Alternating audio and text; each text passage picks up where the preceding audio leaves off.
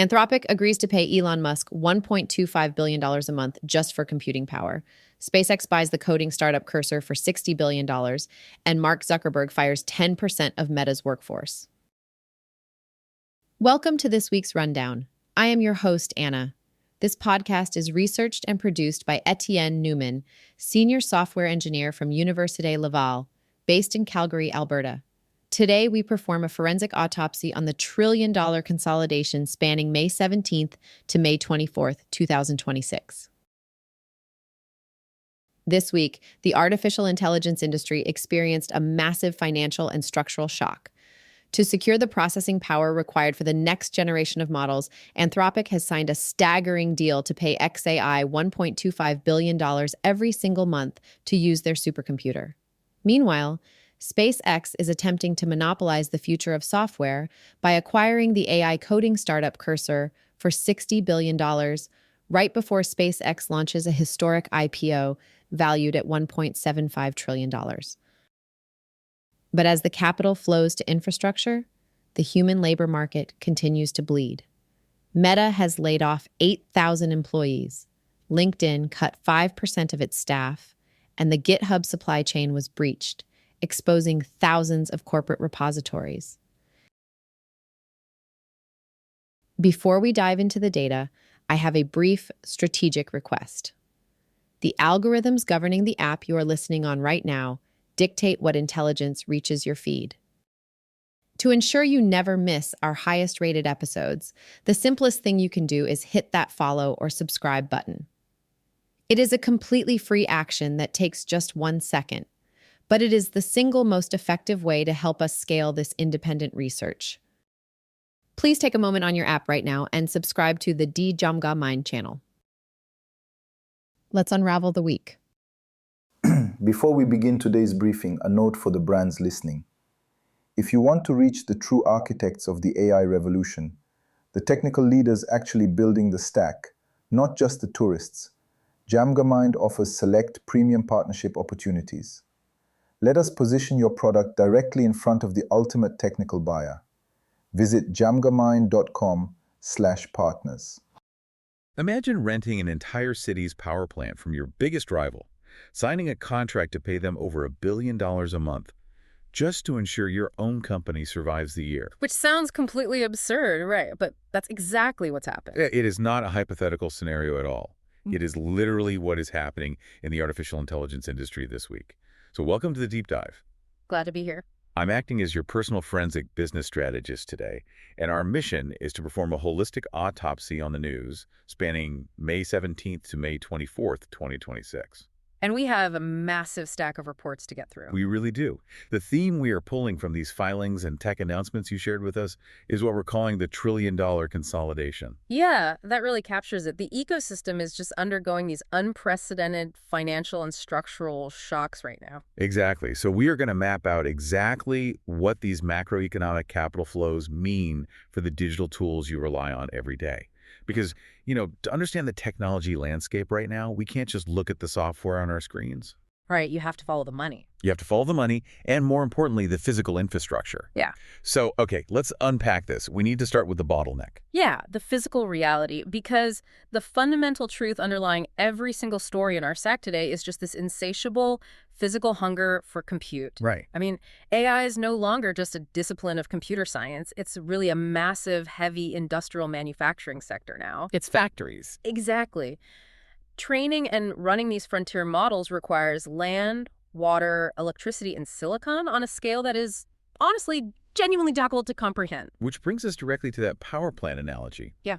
Because I was looking at a recent S1 filing with the SEC from SpaceX. Oh, yeah, the xAI deal. xAI deal. Yeah. Anthropic has agreed to pay xAI an unprecedented $1.25 billion.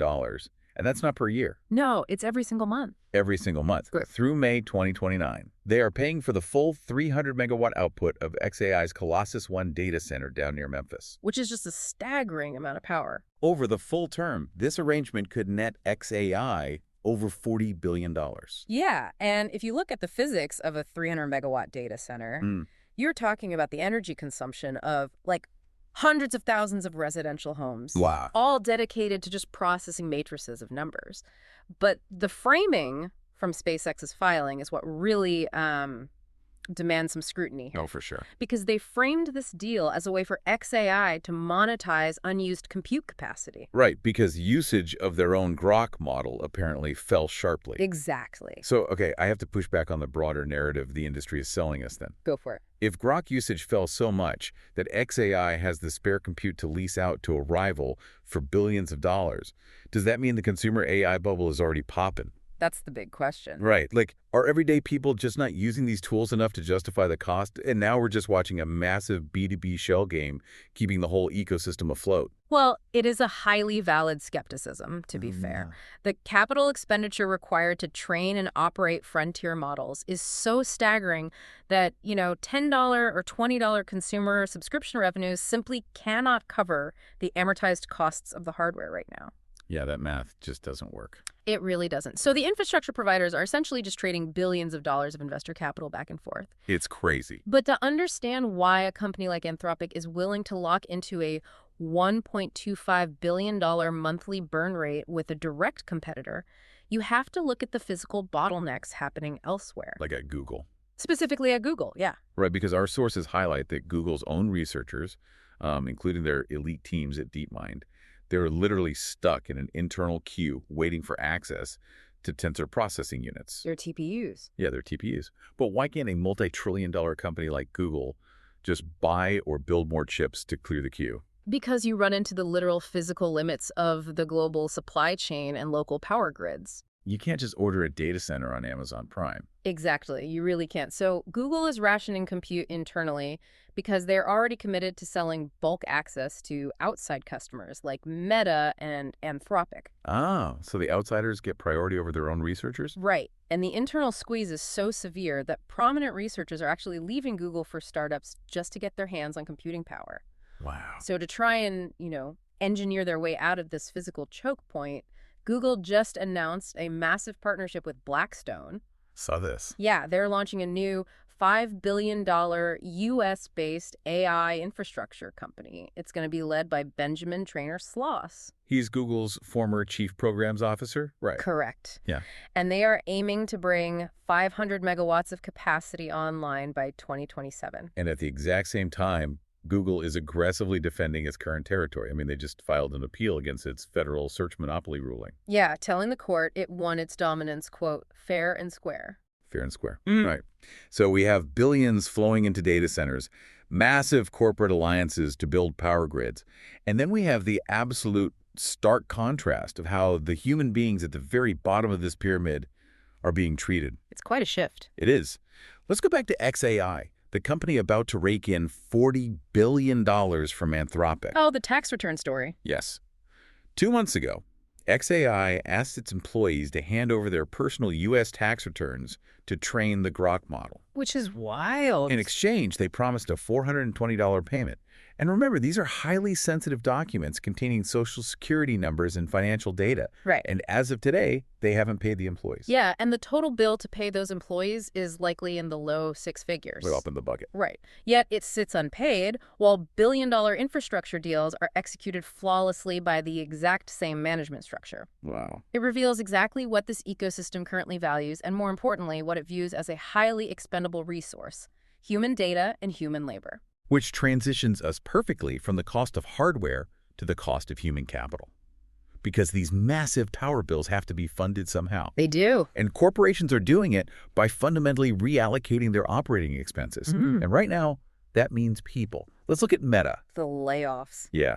Mark Zuckerberg just sent a company-wide memo warning his staff that, quote, success isn't a given. Yeah. He hit send on that message on the exact same day that Meta laid off 10% of its entire workforce. That is roughly 8,000 human beings. And at the exact same time, they're reassigning 7,000 remaining workers into 4 new divisions, explicitly labeled as AI native. It's just wild. We're seeing the organizational chart of the modern tech company being fundamentally rewritten. Absolutely. AI is no longer a peripheral research and development project at these companies. It is the core engine. Right. And it's actively cannibalizing traditional operational workforces to fund its own physical infrastructure. I mean, the software engineers and middle managers who built the social media era are finding their roles completely redundant. And the human resources head at Meta, Janelle Gale, she noted that the severance for laid-off U.S. employees is 16 weeks of pay plus 2 extra weeks per year worked. Right. But let's apply some forensic strategy to the corporate messaging here. You have a company executing mass layoffs, upending thousands of lives to pivot toward an experimental technology that burns billions of dollars a month in electricity. Yeah. It just feels intensely cynical to me. It's like they're tearing down the house to feed the furnace and essentially telling the displaced residents they should be grateful for the warmth of the fire. I mean, it is the brutal mechanical reality of the automation trend. The digital skills that were prized for the last 2 decades are just being devalued. Yeah. But if you look at the complete opposite side of the spectrum, the physical layer, the hardware sector is experiencing an unprecedented boom. Oh, the Samsung story. While software companies are purging staff, the people building the physical chips are being showered in cash. Samsung narrowly avoided a massive strike by striking a last-minute deal to pay 40 trillion won in bonuses to its semiconductor staff. Which is 26.6 billion US dollars. That's insane. If the union approves it, the math averages out to around $339,000 per single chip worker. Yeah, the chasm between the perceived value of a software engineer writing code and a hardware technician fabricating silicon, it's just never been wider. Never. The tech industry has realized that the humans building the physical choke points are their ultimate vulnerability right now. Right. But this brings up the fundamental question we have to answer. Why? Why are companies like Meta betting everything, absorbing massive reputational damage, and firing thousands of people to fund this AI infrastructure? Well, what's the actual tangible payoff that justifies a trillion-dollar consolidation? Yeah, exactly. The payoff is that the capabilities of these frontier models have finally crossed a terrifying, brilliant new threshold. For years, AI has existed in the realm of mimicry, right? Just regurgitating patterns it has seen before. But what we're seeing this week is a definitive shift into AI that is capable of original, autonomous discovery. Oh, let's talk about the math proofs, because this genuinely blew my mind. It's incredible. OpenAI announced that one of its new reasoning models autonomously produced an original proof that disproves a geometry conjecture posed by the mathematician Paul Erdős back in 1946. Yeah. We're talking about overturning an 80-year-old mathematical belief. And this isn't just an internal PR claim. Prominent mathematicians like Nogel Lon have formally backed the disproof. Yeah, and in the internal taxonomy of AI development, this is referred to as level 4 capability. Level 4. Yeah. So level 1 is a chatbot. Level 2 is basic reasoning. Level 3 is an agent that can take actions. Right. But level 4 is an AI that can autonomously discover new human knowledge that did not exist in its training data. Yeah, the model found a new family of geometric constructions that performs mathematically better than the square grid solutions humans thought were the absolute optimal ceiling. It is autonomously solving open math problems. Which is just a massive leap. It is, and this leap in capability explains the massive shifts in engineering talent we're seeing. I mean, Andrej Karpathy, a prominent AI researcher and a founding member of OpenAI, he just left his own education startup to join Anthropic. Oh, right. Specifically citing his awe at the recent progress of agentic AI for coding. And that perfectly contextualizes the wildest acquisition news of the week. Right. Because SpaceX is preparing to acquire the AI coding startup Cursor for $60 billion. Right. They plan to close this deal just 30 days ahead of SpaceX's highly anticipated $1.75 trillion initial public offering. Wow, the timing. And notably, Cursor's new Composer 2.5 model was trained partly on xAI's Colossus 2 data center. But let's put on our strategist hats for a second. Why is an aerospace company dropping $60 billion on a software coding startup right before its IPO? It seems disconnected, right? Yeah. Are they just trying to vertically integrate the actual writing of the software that flies their rockets? Well, you have to fundamentally reevaluate what a rocket actually is in 2026. Okay, fair. I mean, yes, SpaceX just had a largely successful test flight of its Starship V3, despite losing a couple of Raptor 3 engines. And scrubbing a launch the day prior due to that stuck hydraulic pin. Exactly. But that physical stainless steel is only half the equation. The avionics, the fluid dynamics simulations, the autonomous landing algorithms, it is all incredibly complex software. True. And Cursor is not just a text editor anymore. It is an AI that predicts and generates entire code bases. By acquiring them, SpaceX isn't just buying a tool. They're buying the whole layer. Yes. They are attempting to vertically dominate the autonomous coding layer itself. They are signaling to the public market right before their IPO that the future of aerospace engineering relies entirely on AI-driven development. But, you know, relying entirely on AI-driven development to build our critical infrastructure has a severe dark side. Which brings us to the chaos of code, security, and geopolitics. Yeah, this is the scary part. Because autonomous coding and autonomous bug hunting sound incredibly efficient until they go wrong. GitHub just confirmed that 3,800 of its internal repositories were stolen by a hacker group called Team PCP. Ah, right. And the mechanism of the breach. An employee installed a Poison VS Code extension. Someone slipped malicious code into a tool designed to make developers' lives easier, and it acted as a Trojan horse right into the supply chain. It really highlights the extreme, fragile vulnerability of modern software supply chains. And the developers building these frontier AI models, they know exactly how dangerous this is. Like Anthropic. Right, look at Anthropic. They have an unreleased model called Claude Mythos. They put it into a closed cybersecurity initiative, and in just one single month, this AI autonomously found over 10,000 critical software bugs for partners like Cloudflare and Mozilla. That's a huge number. And Cloudflare alone uncovered 2,000 vulnerabilities from that. Yeah. I mean, on paper, an AI finding 10,000 bugs sounds like a massive win for cybersecurity, right? Well, it is a win for the defenders who have early access. But Anthropic is explicitly refusing to release Claude Mythos publicly. Because it's too dangerous. Exactly. The asymmetry of cybersecurity means the misuse risks are simply too high. If a malicious state actor or a hacking group gets their hands on an autonomous agent that can independently discover 10,000 zero-day vulnerabilities in a month, I mean, the internet's defensive infrastructure would collapse overnight. It would be over. And even when these tools are used with good intentions, they're causing systemic chaos.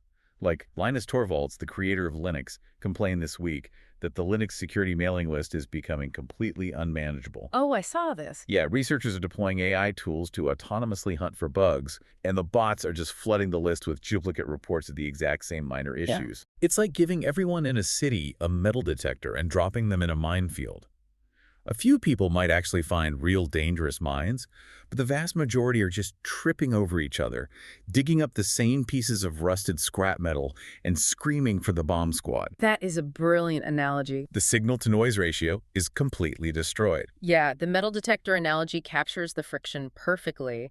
And this severe tension between rapid technological capability and systemic security is exactly why we are seeing such a scramble on the geopolitical front. Yeah, the government is stepping in. We're trying to. Governments are attempting to regulate an industry that is moving exponentially faster than the legislative process. Right. Our sources indicate President Trump delayed an executive order that would have mandated strict AI security checks. Yes. The drafted order would have required companies to share advanced models with the federal government 14 to 90 days before public launch. But he held off, citing concerns that the regulatory language would slow America's lead in the global AI race. And, analyzing this from a strictly strategic perspective, the delay perfectly encapsulates the current geopolitical tightrope. How so? Well, there's a profound tension between the desire to deploy new models rapidly to maintain global technical supremacy and the very real security chaos happening on the ground, like the GitHub supply chain breaches and the terrifying capabilities of unreleased models like Claude Mythos. It's a delicate balance. And you see this exact same strategic push to secure domestic supply chains in the physical sector. The U.S. Commerce Department just invested $2 billion into 9 quantum computing firms. That includes IBM building an American quantum chip foundry up in Albany, right? Yes. And Global Foundries receiving $375 million. Exactly. The overarching objective of those capital flows is to tackle manufacturing hurdles and maintain supremacy. And that's regardless of the political scrutiny surrounding the deals. Right, like Senators Warren, Blumenthal, and Kim scrutinizing the funds going to the firm Sequantum due to investments from Donald Trump Jr.'s firm, 1789 Capital. Yeah, geopolitically, Securing the domestic supply chain is the top priority because global chains are shifting aggressively right now. Like with memory components. Yes, memory component prices are tipped to drop globally because Chinese chipmaker CXMT is flooding the market with cheap RAM. And U.S. companies like Corsair are already integrating those cheap Chinese chips into their new consumer products. Right. So we have an infrastructure that is global, it's geopolitically charged, and it's consolidating power and money at the absolute highest corporate levels. Yeah, it's massive. But how does this trillion-dollar geopolitically sensitive infrastructure actually reach everyday people? Let's transition into productization, because the reality of how this frontier tech is reaching our devices is often strange and frankly pretty glitchy. Oh, the contrast between the foundational research breakthroughs and the consumer product implementations is incredibly stark. Take Google I/O 2026. Oh man. Google announced a massive slate of products. We saw Gemini 3.5 Flash. Yeah. We saw the Gemini Spark personal agent, which can actually take actions inside your workspace apps. Yeah, that was a big one. They showed off a new neural expressive redesign for the Gemini app, featuring a pill-shaped prompt box. And they introduced a new Google AI Ultra tier for $100 a month. Right. But most significantly, they're fundamentally overhauling Google Search. They're replacing the traditional experience with what they call an intelligent search box, utilizing custom anti-gravity widgets built dynamically by Gemini. Yet, as they push this massive architectural overhaul to their most critical, widely used product, the implementation is failing in ways that expose the fragility of the technology. It's failing in almost comical ways. Yeah. Right now, Google Search completely breaks and returns a nearly empty page with an unhelpful AI reply if you simply type the single word, disregard. Just that one word. Think about the paradox we are looking at here. We have an AI ecosystem that is autonomously disproving 80-year-old geometric mathematics. But if you type the word disregard into Google, the most powerful and heavily funded search engine in human history literally blanks out. It perfectly illustrates the intense friction of productization. It really does. Building a frontier model that understands deep geometric mathematics in a sterile lab environment is a fundamentally different engineering challenge than building a reliable, fail-safe consumer interface. Right. Because that interface must process billions of unpredictable human edge cases every single day. Probabilistic models are inherently prone to weird behavioral glitches. And you see this divergence in how different mega-cap companies are choosing to apply the technology. Apple, for instance, is highly focused on integrating AI into accessibility and privacy, rather than overhauling their entire interface. Yes. Apple is rolling out a new Vision Pro feature that is genuinely incredible. It allows ALS patients to control motorized wheelchairs using the headset's advanced eye tracking system. That's a huge deal. Pat Dolan, who has lived with ALS for 10 years, called the feature life-enhancing, noting that the simple ability to drive his own power wheelchair using his eyes is, quote, gold. And on the privacy side, Apple is revamping Siri for iOS 27 to automatically delete chat conversations by default, explicitly to differentiate themselves from rivals who continuously harvest user interactions to train their next models. While Apple focuses heavily on targeted utility and privacy guardrails, other platforms are leaning heavily into the automated generation of synthetic content. We're seeing a flood of it. Yeah. Meta quietly launched an app called Forum, which is essentially a Reddit clone for Facebook groups, but it's heavily driven by AI assistants that pull answers and moderate the content. Right.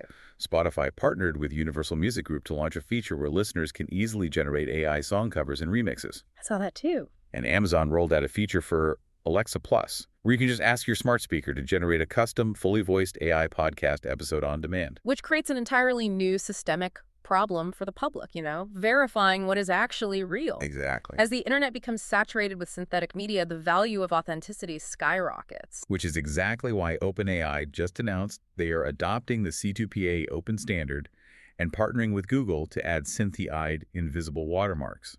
They are trying to give users a technical way to verify if an image is actually AI generated. And to understand C2PA, think of it as a cryptographic birth certificate for a digital file. Okay, how does that work? It embeds metadata into the file that travels with it forever, proving its origin. It's an attempt to build a trust layer back into an internet that is rapidly losing its grounding in reality. Yeah, we definitely need that. And speaking of OpenAI, we have to mention the conclusion of the massive legal battle that was hanging over their operations. Oh, the Musk lawsuit. Yeah. Elon Musk lost his $134 billion lawsuit against Sam Altman and OpenAI. After a grueling 3-week trial, the jury deliberated for less than 2 hours. 2 hours on a $134 billion case. That's wild. Right. The judge completely dismissed his claims and basically told his lawyers on the record that she could throw out any appeal on the spot. The speed of that deliberation is telling. It represents a massive clearing of the legal runway for OpenAI. Right. It means the courts are not going to interfere with the current trajectory, allowing OpenAI to focus entirely on maintaining their lead in this exact trillion-dollar consolidation we've been tracking today. Well, it has been a dizzying amount of movement for just 7 days. Let's summarize the forensic journey we just took. Let's do it. We started with the hard physical economics. Anthropic committing to pay xAI $1.25 billion a month for a massive power plant of compute, while Google researchers wait in queues because of physical grid limits. Yeah.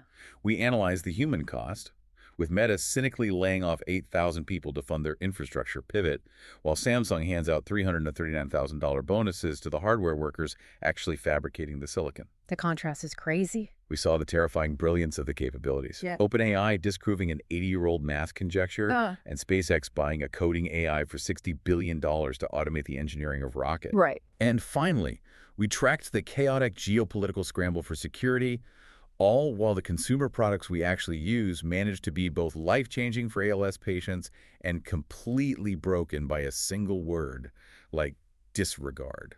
It's a lot to take in. The reason we spent this time unpacking this stack of sources is because the very foundation of the digital tools you use every single day, how you search for information, how your personal data is secured, and how the software that runs your life is fundamentally built, has shifted under your feet in just 1 week. And as we watch these massive macroeconomic forces consolidate power, it raises a critical structural question for all of us to consider. What's that?